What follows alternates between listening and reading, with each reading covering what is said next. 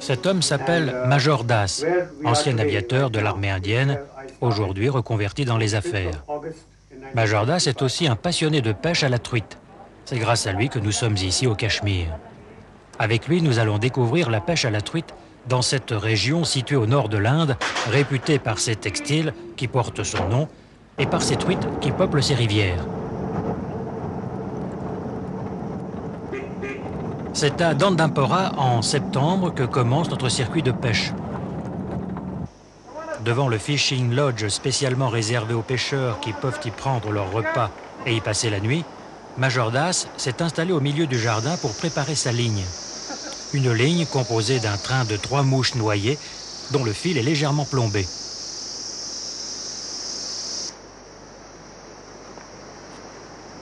200 mètres séparent le lodge de la rivière. Major Das se dirige vers la portion de rivière réservée à la pêche. En dehors de ces limites, la pêche est interdite. Il choisit de prospecter dans des courants violents. Il lance intuitivement dans des amortis plus profonds, en aval de rochers faisant écran contre les courants.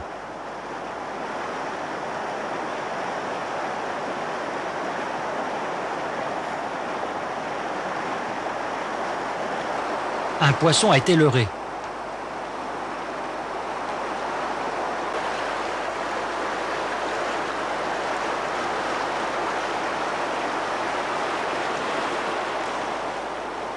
Il s'agit d'une truite fario. La réglementation locale autorise le pêcheur à conserver 6 truites par jour. Un moment plus tard, la canne plie violemment, sollicitée par un poisson énergique. Ce deuxième poisson est une arc-en-ciel, animal assez rare dans ces rivières. Le Major Das constate que ce poisson a déjà été pêché. La blessure cicatrisée à la gueule témoigne d'un combat passé. Major Das lance en descendant le courant. Il pourra ainsi progresser vers l'aval tant qu'il ne dépassera pas les limites du parcours autorisé. En effet, au Cachemire, la pêche est strictement réglementée comme dans tous les pays désireux de préserver la faune piscicole. Un permis doit être retiré à l'office de la pêche et en sa possession, on peut sélectionner des parcours de pêche parmi un choix important, chacun d'eux étant surveillé par un garde. Ces parcours longs de 2 à 3 km coulent à proximité de Fishing Lodge, refuge accueillant réservé aux pêcheurs.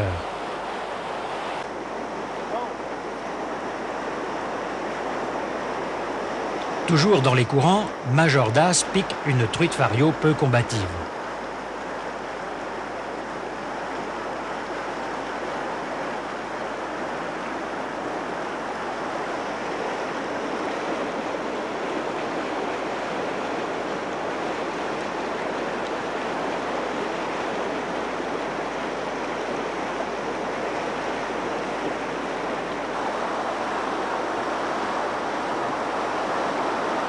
Conseillé par le garde-pêche, Major Das change ses mouches en espérant en trouver une plus efficace.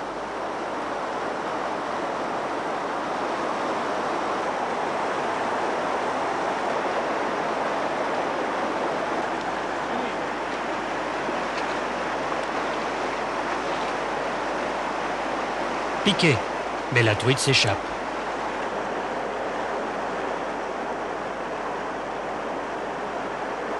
L'un de nos accompagnateurs autopsie la truite arc-en-ciel pour découvrir le contenu de son estomac et ainsi de nous informer de ses coutumes alimentaires. Son estomac contient des phrygames dans leurs étuis. Nous sommes en présence de truites qui mangent au fond. Des petites truites sont facilement sorties et remises à l'eau. On observe que le traitement de la truite n'est pas très délicat. On peut reprocher aux pêcheurs de sortir le poisson entièrement de l'eau et de le saisir sans se mouiller les mains. Major Das attend la grosse prise qui lui procurera les émotions d'un combat difficile.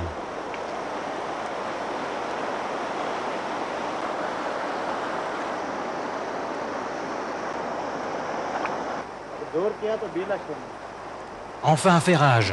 avec un poisson qui résiste avec énergie.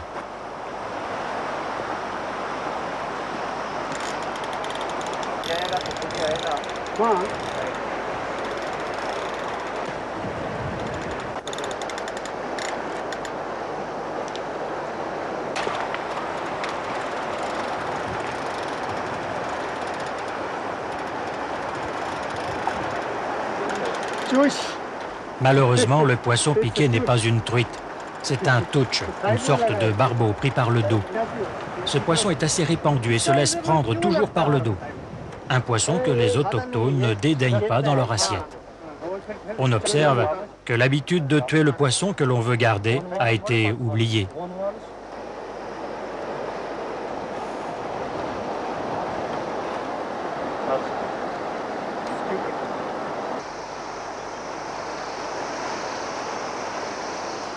La fatigue du voyage nous a fait arrêter la pêche avant le soir. Et nous reprenons le lendemain matin, plus en amont, avec le garde-pêche, le Major Das n'étant pas disponible aujourd'hui. L'intention du garde-pêche est de nous démontrer qu'il y a du poisson dans sa rivière.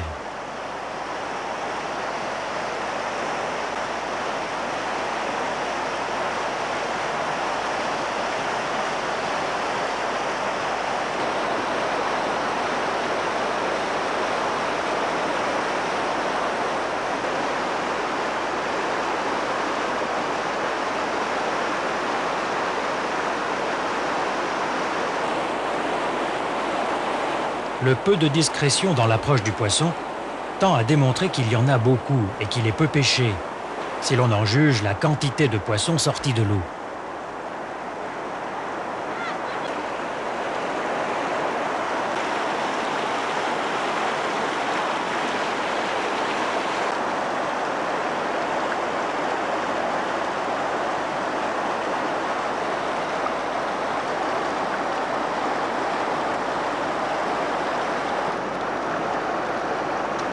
On remarque la beauté de la robe de cette fario sauvage.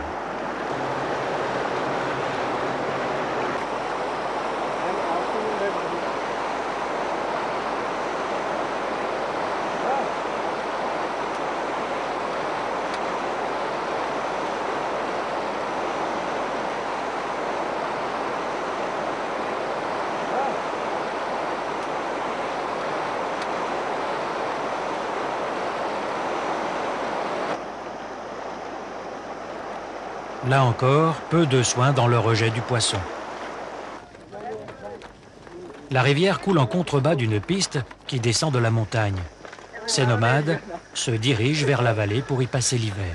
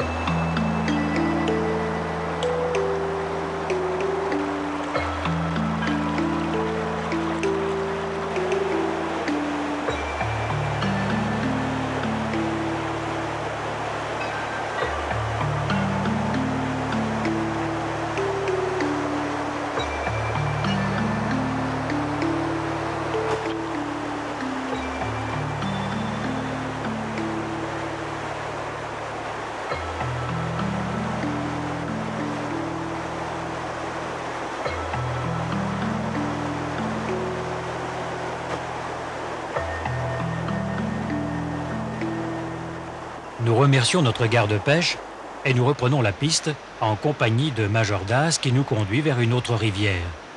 Une rivière dont les eaux proviennent des pluies et de la fonte des neiges. Au Cachemire, la plupart des rivières sont de ce type.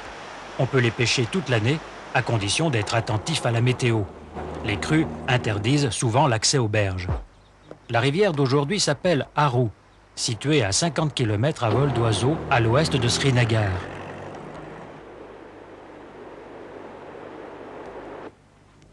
Nous commencerons la pêche demain. En attendant, chacun s'installe dans sa chambre avant de se retrouver à la table d'hôte.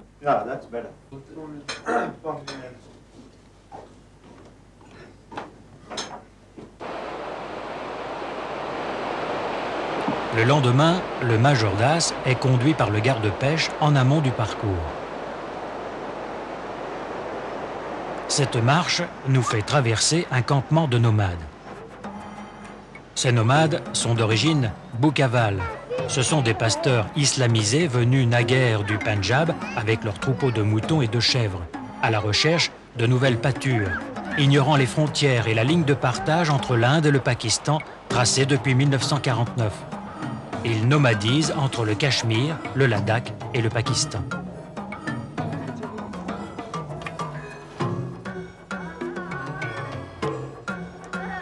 Pendant que les femmes s'épouillent, les hommes fument le narguilé et les enfants s'amusent.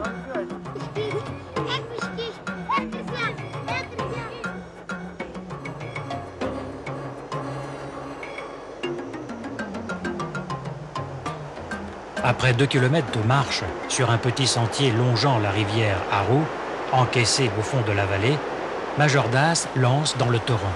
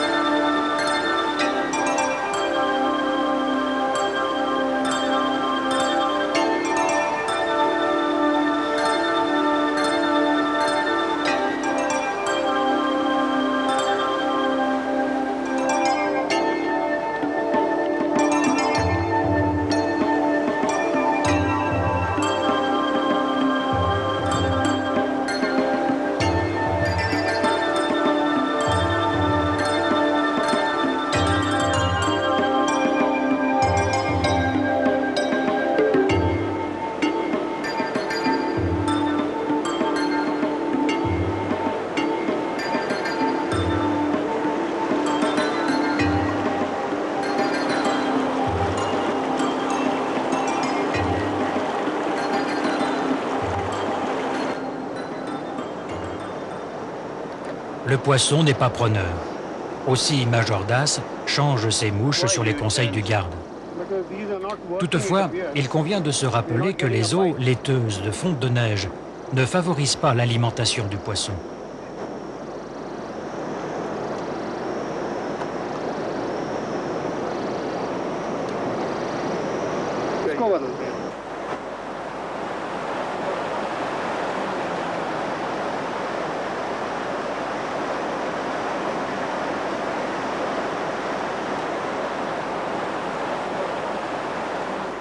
Le poisson se fait rare, au grand étonnement du garde, qui se propose de lancer lui-même.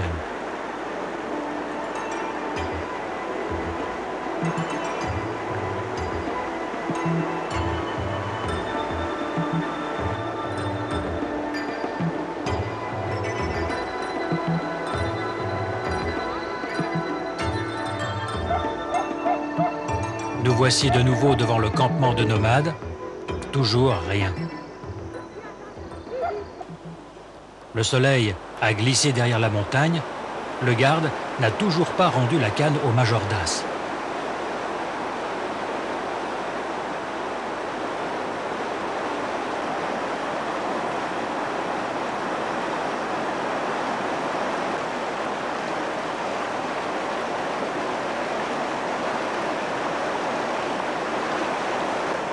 Enfin, c'est la touche. Une belle fario, mais avec une récupération peu académique.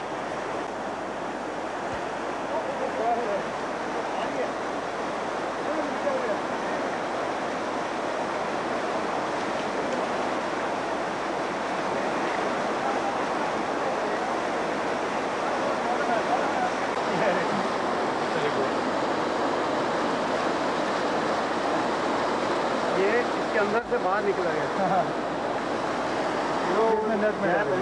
Can you show the mouth?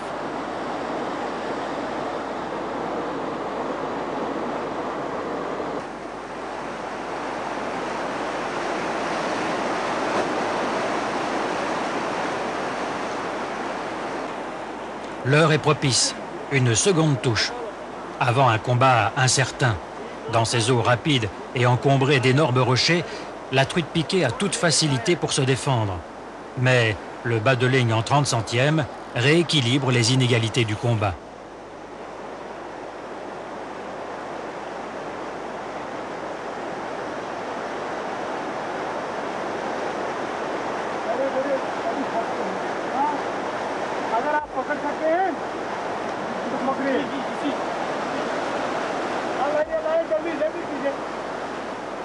Le filet percé ne facilite pas la récupération.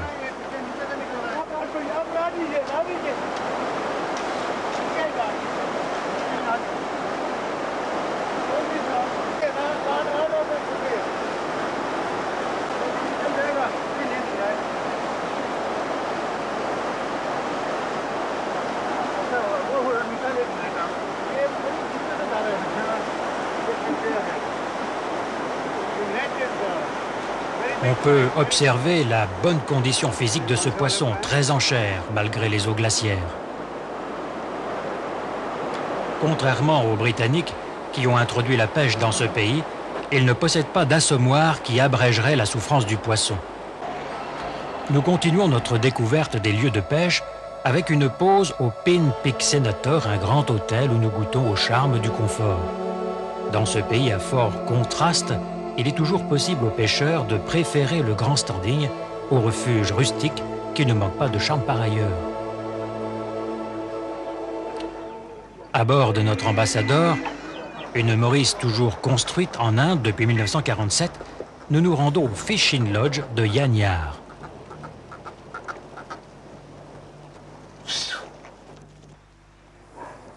Dans cette large vallée de Yanyar, la rivière Lidier coule en de multiples bras enjambés par des ponts de bois. Majordas se fait conduire en amont du parcours.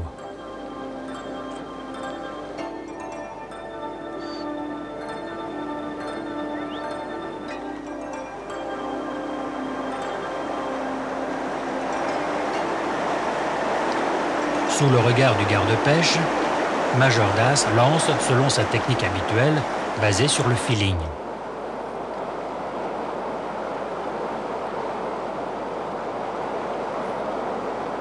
Un instant après, un deuxième combat, aussi prometteur que décevant.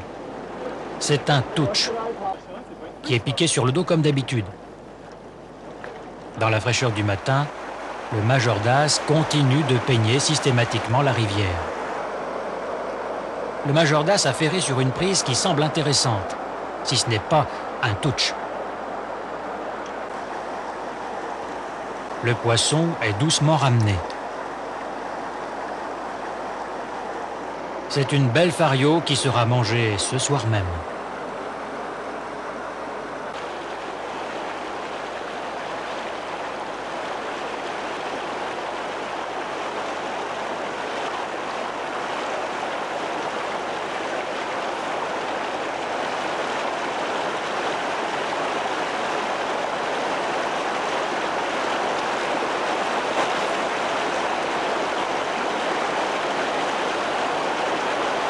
Encore un ferrage.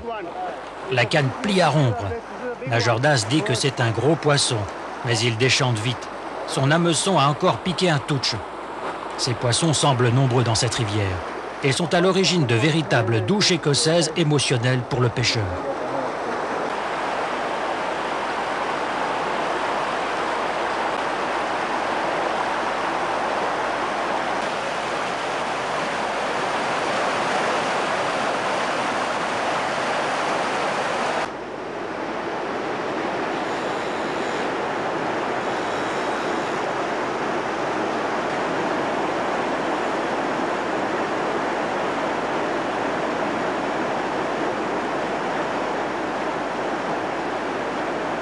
Un ferrage en direct.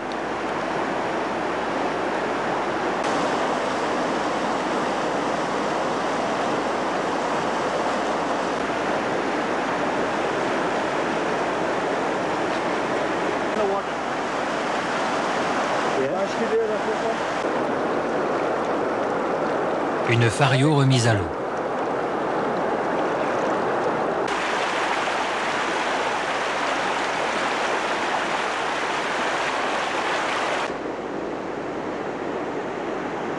Non loin de là, nous rencontrons un Canadien qui pêche avec le lancer orthodoxe, contrairement aux habitudes locales.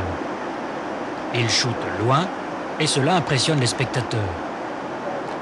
Il fouette en aval en vue d'une présentation en travers, amont, à cause d'encombrement ou peut-être de son manque de technique.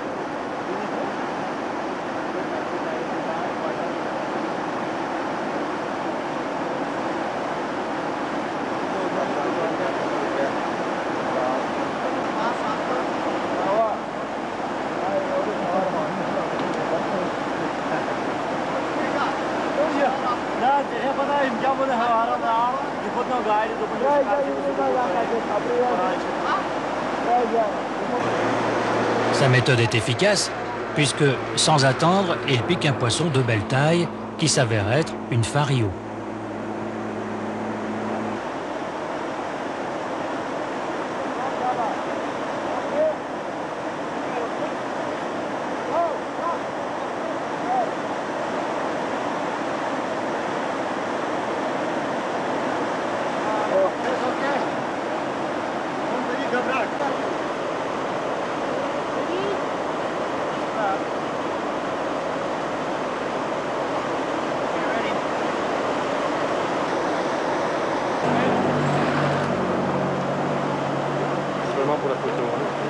Après la photo souvenir, le poisson est relâché.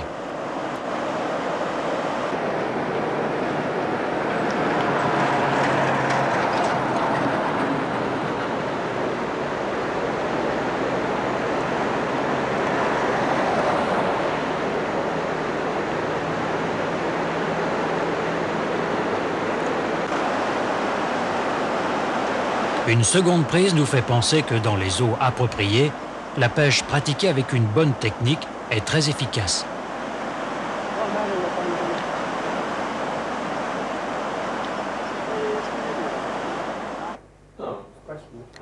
Le souper à la table d'hôte n'est pas le moment le moins désagréable. Il permet de faire le point et d'organiser l'emploi du temps du lendemain.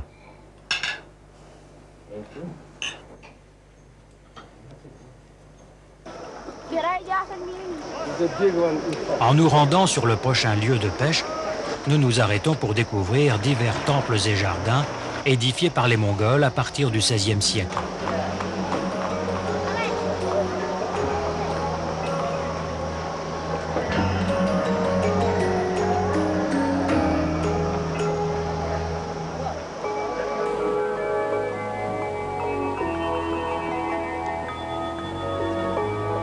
En campagne, près d'une rizière, nous découvrons un moulin à moutarde. Une meule mue par la force de l'eau écrase des graines de moutarde pour la préparation de condiments appréciés par les Indiens. Nous nous arrêtons à Kokernag pour pêcher une rivière de source. Il est naturel de trouver près de la source une pisciculture qui profite de l'eau pure et abondante pour alimenter les bassins. Cette pisciculture pilote a pour objectif de produire des quantités importantes de truites arc-en-ciel en vue de la consommation. Nous avons pu observer les diverses étapes de la croissance de ces poissons, les œufs, les alevins et les poissons jusqu'à leur maturité.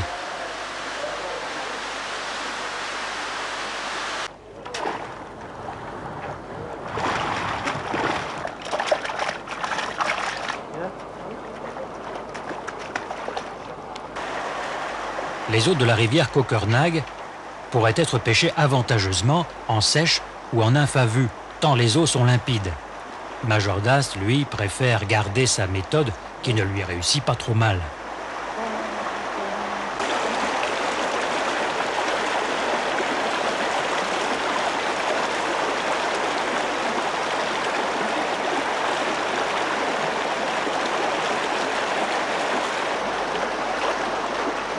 Tandis que des riverains installent une meule de foin dans les arbres à l'abri des bêtes, Majordas lance en descendant la rivière.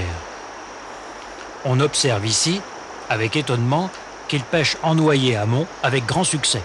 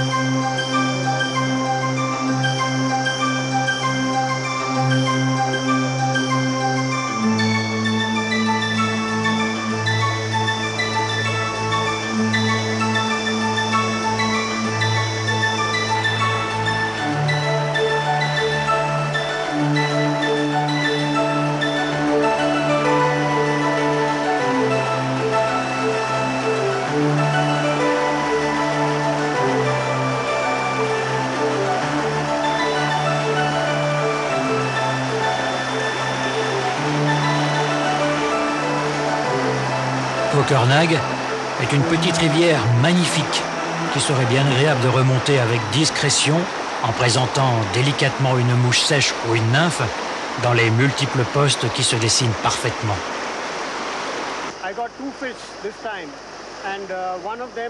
Major Das nous dit qu'il a piqué 2 poissons en même temps et c'est malheureusement le plus gros qui s'est échappé. Il ajoute qu'il apprécie beaucoup cette pêche. Mais ses affaires l'appellent et il nous quitte, nous laissant découvrir les parcours de pêche de l'itinéraire qu'il nous a organisé. En attendant, le lendemain, nous reprenons la pêche sur la même rivière avec d'autres pêcheurs. Toujours avec des grosses mouches noyées sur un bas de ligne de 30 centièmes et un enroulement de lestage conséquent sur la ligne afin de mieux prospecter les courants rapides et les fosses profondes.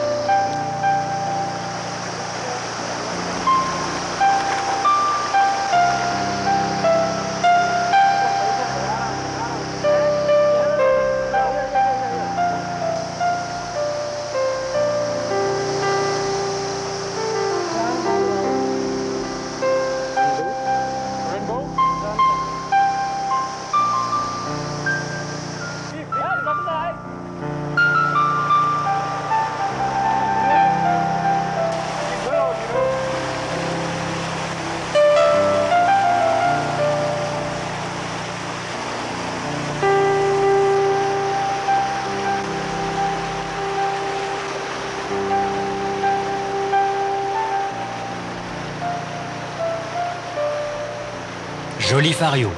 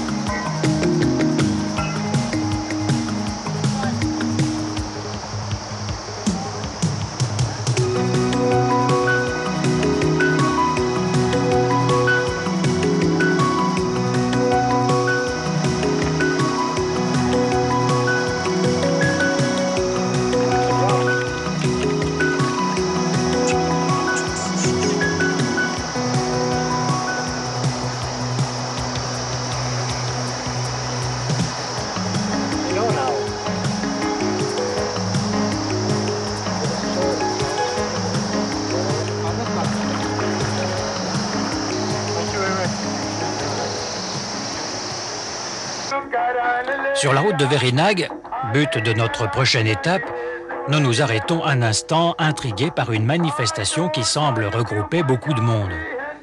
Nous apprenons que nous sommes en présence d'un spectacle en plein air de saltimbanques qui chantent et jouent des scènes parodiques très appréciées des spectateurs.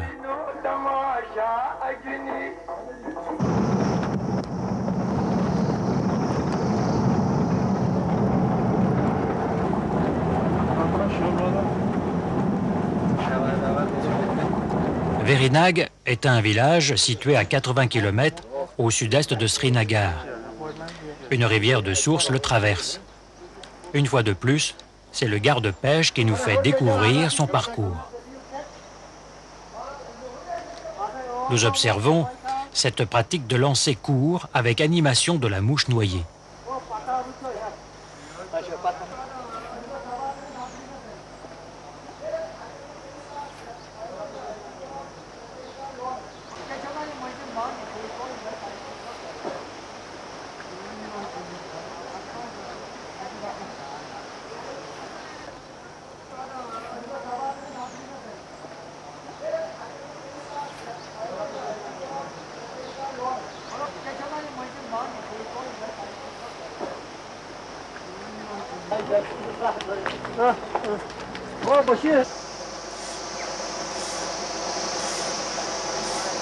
Le manque de technique pour lancer suffisamment loin pousse le pêcheur à se cacher de la vue du poisson qui se trouve très près de lui. Observons-le.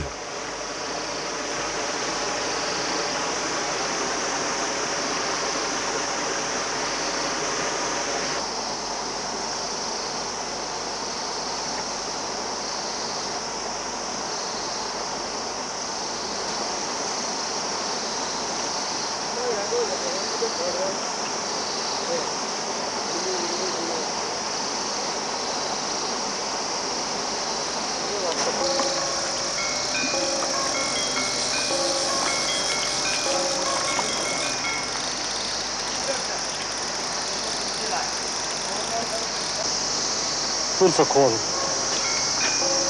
One wind just.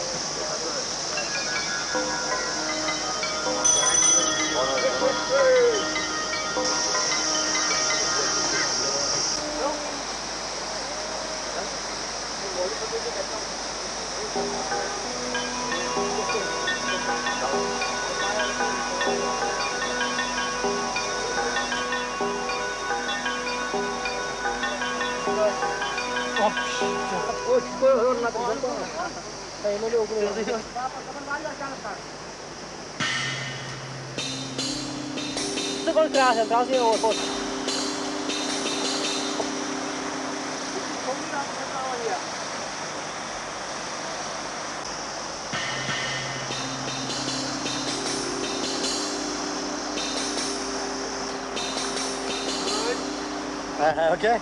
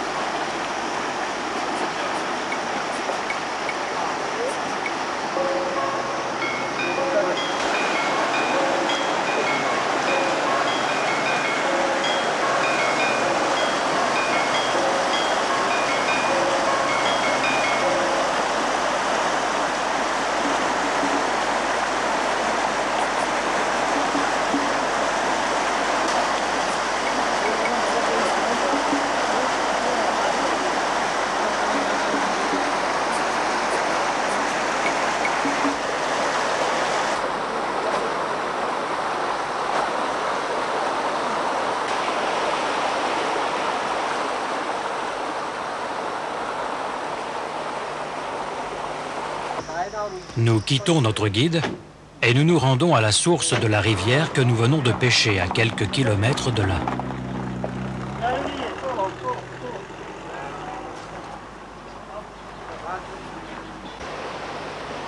La source jaillit au fond d'un bassin construit en son honneur par un empereur mongol. De nombreux Touches y ont trouvé refuge.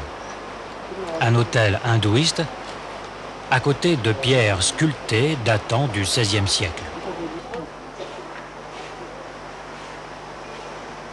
Bien des pêcheurs seraient très heureux de trouver une aussi belle truite dans une eau si limpide en train de prendre des nymphes qui déballent le courant. L'eau de la source traverse un jardin merveilleusement fleuri comme il en existe beaucoup au Cachemire. À Amantag, comme le veut la coutume, nous nous arrêtons pour acheter la nourriture que le cuisinier du prochain lodge nous préparera.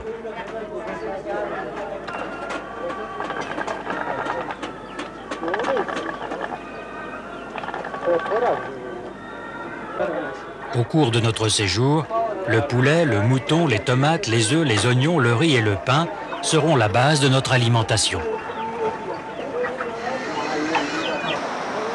À Wozan, le guide local nous fait rapidement sa démonstration, toujours avec la même technique très rustique. Notre guide nous fait découvrir une rivière de fonte de neige qui doit être fructueuse de pêcher aux bonnes heures de la journée.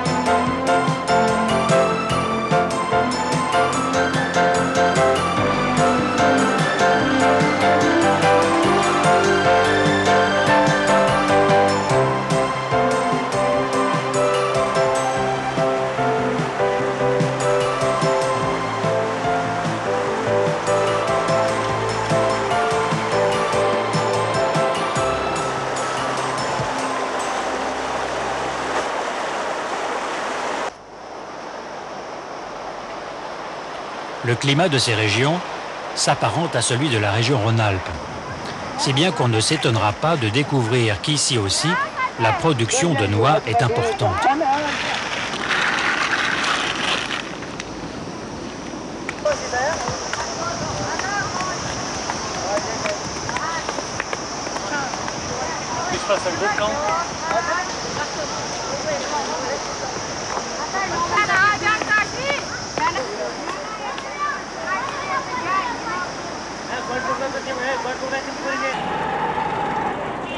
Nous repassons par Srinagar pour rejoindre notre dernier lieu de pêche. Nous empruntons un water taxi pour atteindre notre houseboat où nous logerons cette nuit. Plus de 1000 maisons flottantes sont amarrées au bord de la rivière Jhelum et forment une cité lacustre avec ses commerces, ses marchés et ses hôtels flottants très confortables. Ces femmes récoltent la fleur de lotus qui couvre d'un épais tapis la surface du lac.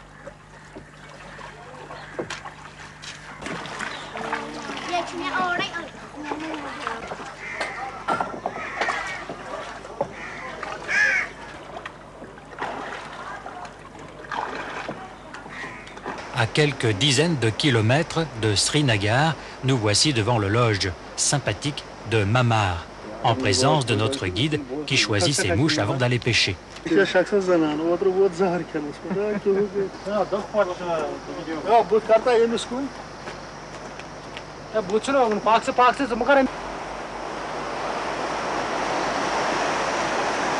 La rivière de Mamar, avec son eau glaciaire, va-t-elle se montrer généreuse aux heures que nous avons décidé de la pêcher?